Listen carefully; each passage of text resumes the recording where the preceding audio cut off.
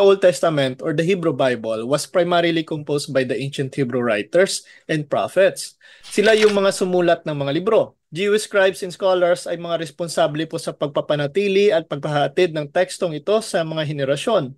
So therefore, ang Jewish canon ng Old Testament ay ginawa mismo ng mga Jewish religious authorities ng mga Hudyo. At ang mga aklat ay kinikilala bilang sagradong kasulatan within the Jewish community. Ibig sabihin, nag-i-exist na ang Old Testament bago pa nabuo ang Biblia. Or let us say, Old Testament is not yet called the Bible during that time.